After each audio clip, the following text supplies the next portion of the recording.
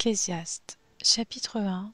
Parole de l'Ecclésiaste, fils de David, roi à Jérusalem. Comble de l'inconsistance, dit l'Ecclésiaste, comble de l'inconsistance. Tout n'est que fumée. Quel avantage l'homme retire-t-il de toute la peine qu'il se donne sous le soleil? Une génération s'en va, une autre arrive, et la terre est toujours là.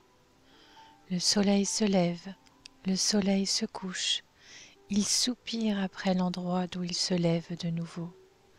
Le vent se dirige vers le sud, tourne vers le nord, puis il tourne encore et reprend les mêmes circuits. Tous les fleuves vont à la mer, mais la mer n'est pas remplie, et ils continuent d'aller vers leur destination. Tout est en mouvement, plus qu'on ne peut le dire.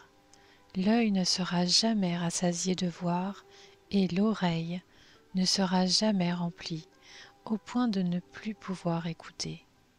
Ce qui a existé, c'est ce qui existera, et ce qui s'est fait, c'est ce qui se fera. Il n'y a rien de nouveau sous le soleil. Si l'on dit à propos de quelque chose, « Regarde ceci, c'est nouveau », en réalité, cela existait déjà dans les siècles précédents. On ne se souvient pas de ce qui est ancien, et ce qui arrivera par la suite ne laissera pas de souvenir chez ceux qui vivront plus tard. Moi, l'Ecclésiaste, j'ai été roi d'Israël à Jérusalem.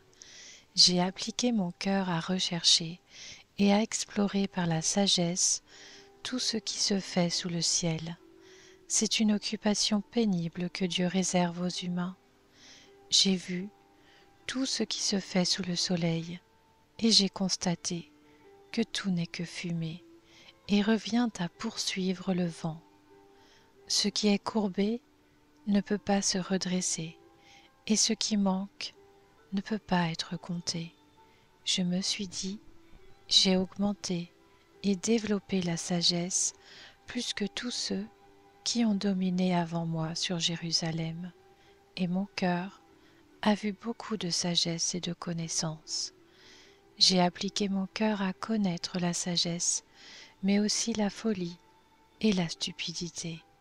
J'ai découvert que cela aussi, cela revient à poursuivre le vent. En effet, avec beaucoup de sagesse, on a beaucoup de chagrin, et celui qui augmente sa connaissance augmente sa souffrance. Ecclésiaste, chapitre 2. Je me suis dit dans mon cœur, allons, essaie la joie, et tu goûteras au bonheur. J'ai constaté que cela aussi, c'était de la fumée. J'ai traité le rire de folie, et j'ai dit, à propos de la joie, à quoi sert-elle? J'ai imaginé, dans mon cœur, de livrer mon corps au vin, tout en me conduisant avec sagesse, et de m'attacher à la folie, jusqu'à ce que je voie ce qu'il est bon pour les humains de faire, sous le ciel, tout au long de leur vie. Je me suis lancé dans de grandes entreprises, je me suis construit des maisons, je me suis planté des vignes, je me suis fait des jardins et des vergers, et j'y ai planté toutes sortes d'arbres fruitiers. Je me suis fait des réservoirs pour arroser des pépinières, j'ai acheté des serviteurs et des servantes, j'en ai eu d'autres, nés chez moi. J'ai aussi possédé des troupeaux de bœufs et de brebis, plus que n'importe qui avant moi à Jérusalem. J'ai même amassé de l'argent et de l'or, les richesses des rois et des provinces. Je me suis procuré des chanteurs et des chanteuses, et ce qui fait le plaisir des hommes, des concubines, en quantité. Je suis devenu grand, plus grand que n'importe qui avant moi à Jérusalem, sans rien perdre de ma sagesse. Je n'ai rien refusé à mes yeux de tout ce qu'ils réclamaient. Je n'ai privé mon cœur d'aucune joie. En effet, mon cœur était réjoui par tout mon travail, et c'est toute la part que j'en ai retirée. Puis j'ai réfléchi à tout ce que mes mains avaient entrepris, à la peine que j'avais eue pour le faire, et j'ai constaté que tout n'est que fumée, et revient à poursuivre le vent. Il n'y a aucun avantage à retirer de ce qu'on fait sous le soleil. J'ai réfléchi à ce qui caractérise la sagesse, la folie et la stupidité. En effet, que fera l'homme qui succédera au roi? N'est-ce pas ce qu'on a déjà fait? J'ai vu que la sagesse a sur la folie le même avantage que la lumière sur l'obscurité. Le sage a ses yeux bien en place, tandis que l'homme stupide marche dans l'obscurité. Toutefois, j'ai aussi reconnu que le même sort est réservé à l'un et à l'autre, et je me suis dit dans mon cœur, j'aurai le même sort que l'homme stupide. À quoi m'a-t-il donc servi d'être plus sage que lui? Et je me suis dit dans mon cœur, c'est encore de la fumée. En effet, le souvenir que l'on garde du sage n'est pas plus durable que celui que l'on garde de l'homme stupide, puisque dès les jours suivants, tout est oublié. Comment se fait-il que le sage meure tout comme l'homme stupide? Alors j'ai détesté la vie. Oui, ce qui se fait sous le soleil m'a déplu, car tout n'est que fumée et revient à poursuivre le vent.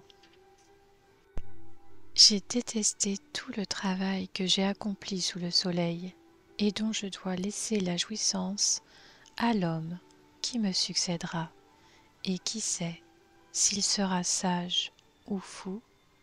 Pourtant, il sera maître de tout mon travail, de tout le fruit de ma sagesse sous le soleil. Cela aussi, c'est de la fumée. J'en suis venue à désespérer à cause de toute la peine que je me suis donnée sous le soleil. En effet, un homme peut travailler avec sagesse, savoir-faire et succès, et il doit laisser le produit de son travail à un homme qui ne s'est donné aucune peine pour cela. Cela aussi, c'est de la fumée, et c'est un grand malheur.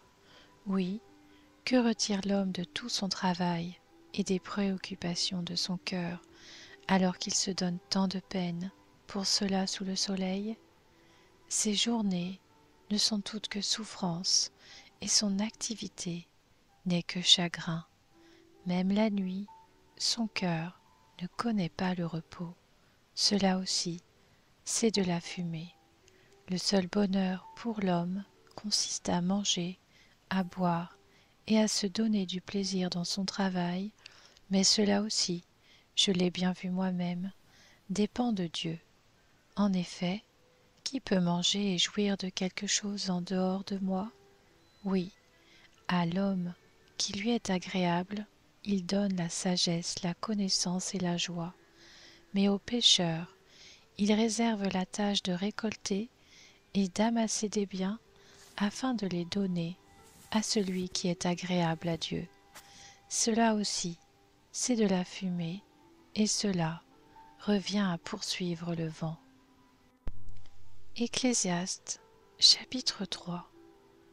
Il y a un moment pour tout et un temps pour toute activité sous le ciel, un temps pour naître et un temps pour mourir, un temps pour planter et un temps pour arracher ce qui a été planté, un temps pour tuer et un temps pour guérir, un temps pour démolir et un temps pour construire, un temps pour pleurer et un temps pour rire, un temps pour se lamenter et un temps pour danser, un temps pour lancer des pierres et un temps pour en ramasser, un temps pour embrasser et un temps pour s'éloigner des embrassades, un temps pour chercher et un temps pour perdre, un temps pour garder et un temps pour jeter, un temps pour déchirer et un temps pour coudre, un temps pour se taire et un temps pour parler, un temps pour aimer et un temps pour détester, un temps pour la guerre et un temps pour la paix. Mais quel avantage celui qui agit retire-t-il de la peine qu'il se donne? J'ai vu quelle occupation Dieu réserve aux humains. Il fait toutes choses belles au moment voulu. Il a même mis dans leur cœur la pensée de l'éternité, même si l'homme ne peut pas comprendre l'œuvre que Dieu accomplit du début à la fin. J'ai reconnu que leur seul bonheur consiste à se réjouir et à bien agir pendant leur vie, et que, si un homme mange, boit et prend du plaisir dans tout son travail, c'est un cadeau de Dieu.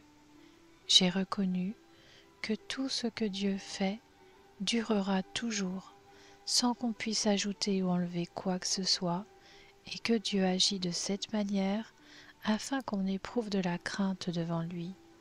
Ce qui existe a déjà existé, tout comme ce qui existera, et Dieu ramène ce qui est passé.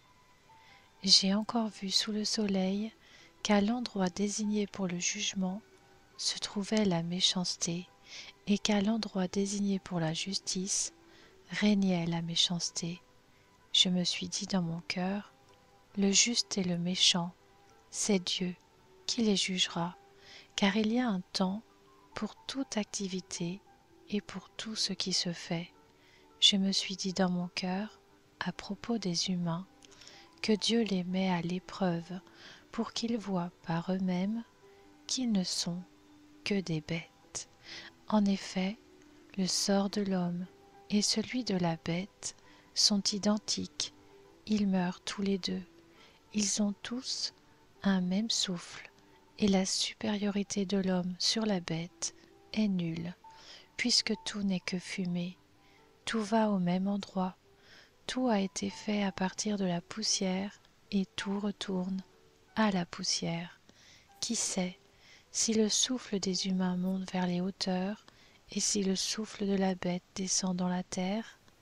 J'ai vu qu'il n'y a rien de mieux pour l'homme que de se réjouir de ce qu'il fait. Voilà quelle est sa part, en effet, qui le ramènera pour qu'il voie ce qui sera après lui,